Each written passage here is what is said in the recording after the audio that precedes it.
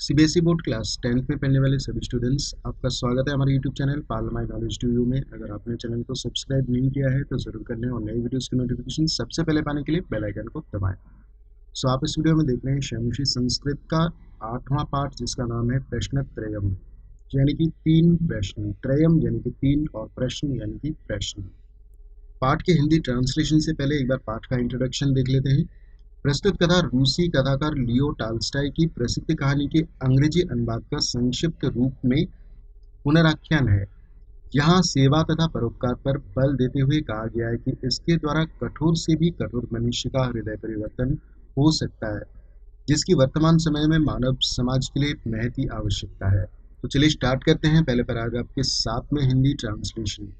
कश्चित् राजा स्वमनसि निरन्तरं प्रवर्तमानाय जिज्ञासायाः समाधानाय कस्मिंश्चिदाश्रमे निवसतो मुनेः पार्श्वमुपागच्छत्।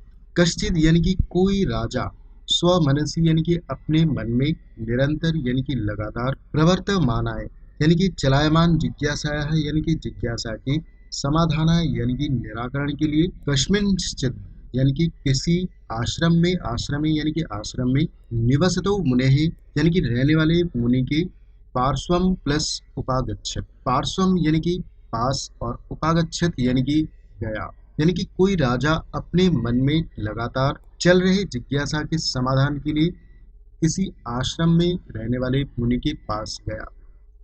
तदानीं मुनिः स्वकार्य संलग्न एव राजानां यथेष्टमभ्यनन्दत्। तदानीं यानी कि उस समय, मुनि ही यानी कि मुनि ने, स्वकार्य लग्न है यानी कि अपने कार्य को करते हुए, और एव यानी कि ही यानी कि अपने कार्य को संलग्न या करते हुए ही, राजानम यथेष्टम अभ्यनंदन, राजा का अभिनंदन किया। यथेष्टम यानी कि इच्छा के अनुसार, और अभ्यनंदत यानी कि अभिनंदन किया यानी कि स्वागत किया। राजा तम मुनिम प्रश्नत्रयम पृच्छत। राजा ने उस मुनि से प्रश्नत्रयम यानी कि 3 प्रश्न पूछता है, या 3 प्रश्न पूछे। कह समयः श्रेष्ठ, कौन सा समय श्रेष्ठ है। कह पुरुषः श्रेष्ठः, कौन सा पुरुष या व्यक्ति श्रेष्ठ है। किम कर्म च श्रेष्ठम, और कौन सा कर्म या कार्य श्रेष्ठ है। ऐसा मुनिस्तु राजनम प्रति न ध्यत्वा स्वकार्यमेवा अकरोत्। मुनि ने राजा के प्रति ध्यान न देकर या न ध्यान देते हुए अपने कार्य को करते रहे, या अपने कार्य को ही करते रहे। स्वकार्यम प्लस एव, स्वकार्यम यानी कि अपने कार्य को, और एव यानी कि ही, और अक्रोत यानी कि करते रहे, यानी कि अपने कार्य को ही करते रहे। ध्यात्या यानी कि ध्यान देना, और न यानी कि नहीं, अपने कार्य को करते रहे। राजा की ओर कोई ध्यान ना देकर मुनि अपने कार्य को ही करते रहे।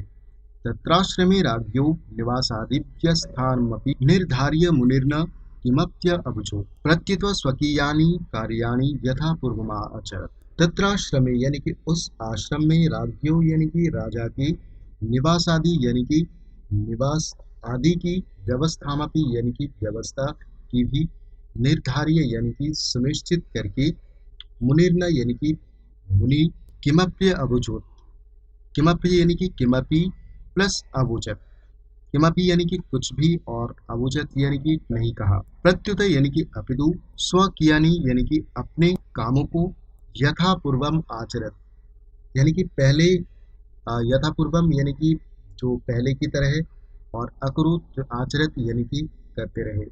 राजा पुनः पुनः तानेव प्रश्नानुपस्थाप्य मुनिरुत्तरम प्रतीक्षित्वा।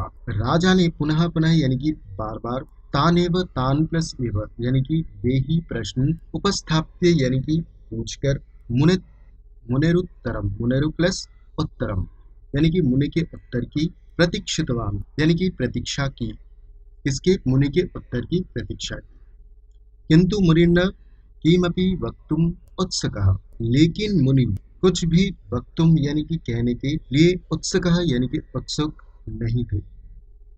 यहाँ पर देखिए मुनिर्न, मुनि ही प्लस न, मुनि ही यानी कि मुनि ने, और न यानी कि नहीं, कुछ भी उत्सुक नहीं थे, कुछ भी बोलने के उत्सुक नहीं थे।